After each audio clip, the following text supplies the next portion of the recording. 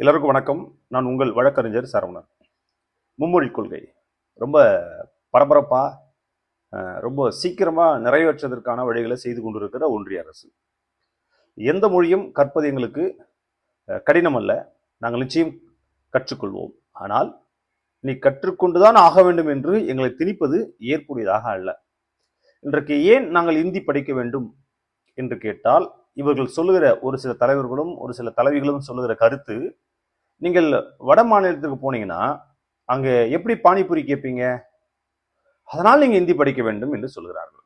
சரி, நான் மற்ற மாநிலங்களுக்கு சென்றால் இந்தியில பேச வேண்டும், நான் இந்தியை கற்றுக்கொள்கிறேன்.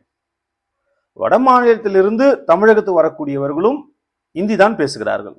அவர்களை ஏன் நீங்கள் தமிழ் கற்றுக்கொள்ளுங்கள் என்று நீங்கள் சொல்வது கிடையாது.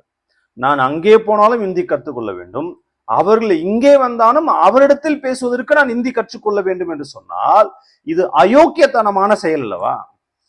இது தமிழ்நாட்டில் இந்தி கற்றுக்கொள்ள வேண்டும் என்ற திணிப்பை ஒன்றிய அரசு செய்து கொண்டிருக்கிறது. இது எங்கள் மீது வைக்கக்கூடிய மிகப்பெரிய திணிப்பு. நாங்கள் என்ன சொல்கிறோம், நீங்கள் எல்லாம் தமிழை கற்றுக்கொள்ளுங்கள். தமிழை கற்றுக்கொள்ள உங்களுக்கு ஆர்வம் இருக்கிறதா? தமிழை எப்படியாவது, தமிழ்நாட்டை எப்படியாவது நாசம் செய்ய வேண்டும் என்ற எண்ணத்தில் இந்த ஒன்றிய அரசு செயல்பட்டு கொண்டிருக்கிறது. அது தமிழ்நாட்டில் உங்கள் பருப்பு வேகாது. மொழியை கற்றுக்கொள்வது எங்களுடைய விருப்பம். அது எனக்கு என்ன மொழி தேவைப்படுகிறதோ அந்த மொழியை நான் கற்றுக்கொள்வேன், அதன்படி நாங்கள் செயல்படுவோம். அது எங்களுடைய விருப்பம், அது எங்களுக்கு தேவையானது. பட் ஆனால் நீங்கள் இதைதான் செய்ய வேண்டும் என்று சொல்வது எந்த விதத்தில் நியாயம்? இந்தி நான் கற்றுக்கொள்ள வேண்டும் என்று சொன்னால் இந்தி படித்தவர்கள் எல்லாம் எதுக்கு தமிழ்நாட்டுக்கு வரீங்க? உங்களுக்கு அங்க வேலை வாய்ப்பு கிடையாது, நல்ல அட்மாஸ்பியர் கிடையாது, எதுவும் இல்லாதனாலதான் தமிழகத்திற்குள் ஊடுருவி தமிழகத்தில் வேலை செய்து கொண்டு இல்ல நீங்கள் எங்களை இந்தி படியும் என்று சொல்வது அயோக்கியத்தனமான ஒரு செயல். அப்படி எங்களை இந்தி படிக்க நீங்க சொல்றீங்க அப்படின்னா உங்களுக்கு என்ன பண்ணுங்க, நீங்க அங்கிருந்து வரக்கூடிய வட மாநிலங்கள்ல தமிழகத்தை விட்டு வெளியேற சொல்லுங்க பார்க்கலாம். பிச்சை தான் எடுப்பானுங்க. போயிட்டாங்க. வந்தோரை வாழ வைக்கும் தமிழ்நாடுங்க இது.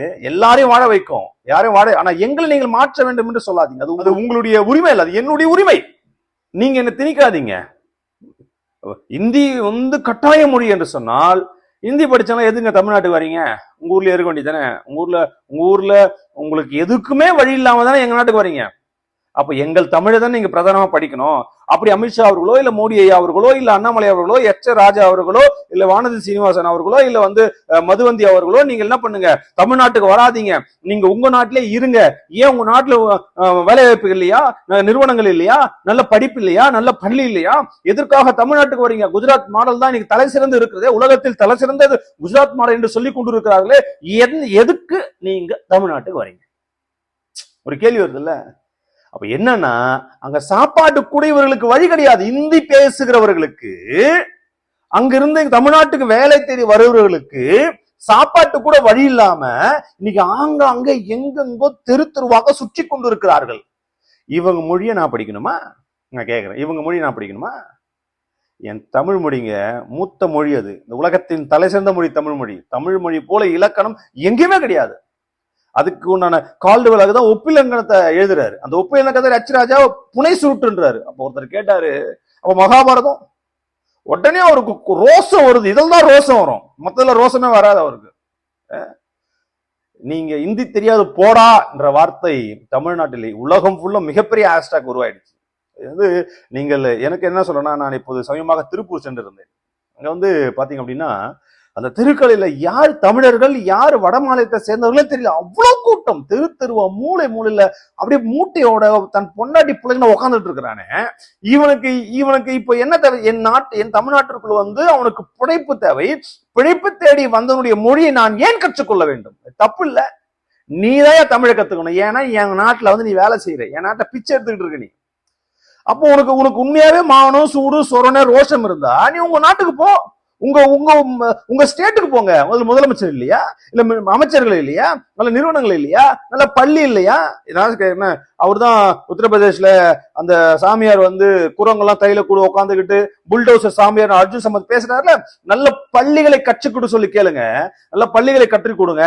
இல்ல எங்களுக்கு பள்ளி வேணும், கல்லூரி வேணும், நல்ல படிப்பு கொடுங்க, நல்ல மருத்துவத்தை கொடுங்க, நல்ல வேலை கொடுங்க கேட்க உங்களுக்கு திராணி இல்லாதவர்கள் நாம் தமிழ்நாட்டில் ஊடுருவி தமிழையே நீங்கள் குறை சொல்கிறேன் என்றால் உங்களுக்கு எவ்வளவு கொழுப்பு இருக்கும், இவ்வளவு திமிர் இருக்கும், எவ்வளவு ஆணவம் இருக்கும். எங்களை பார்த்தா என்ன எப்படி தெரியுது உங்களுக்கு எல்லாம்? கேன பசங்க தெரியுதா? எங்களை பார்த்தா கேன தெரியுதா உங்களுக்கு எல்லாம்?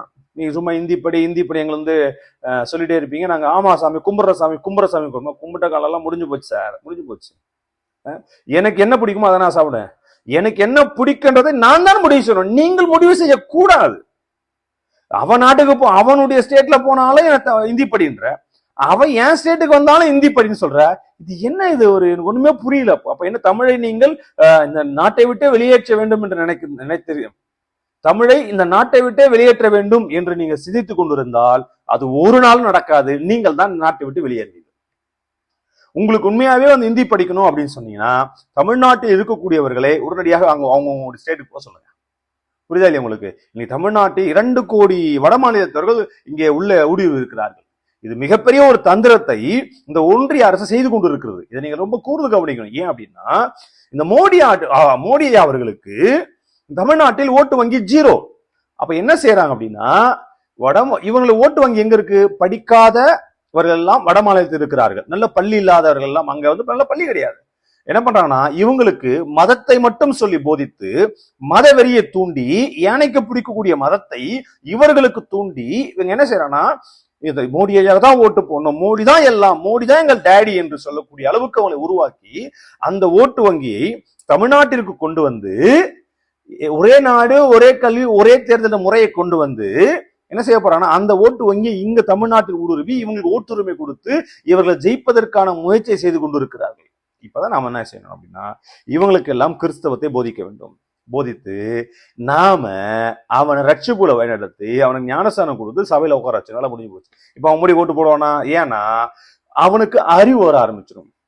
புரியுதா இல்லையா? அவனுக்கு அறிவு வந்த பிறகு அவன் முடி ஓட்டு போட மாட்டான். நிச்சயமா அவர்களுக்கு ஓட்டு போட மாட்டான். அவர்கள் தமிழ்நாட்டில் யாரும் ஓட்டு போட சொல்லலாம்? தமிழ்நாட்டில் இருக்கிற அறிவு சார்ந்தவர்கள், படித்தவர்கள், திறமைசாலிகள், புத்திசாலிகள், அறிவாளிகள், மேன்மையானவர்கள், உயர்ந்தவர்கள் அவர்கள்லாம் நல்லா ஒரு நாளும் மோடிக்கு ஓட்டு போட மாட்டாங்க.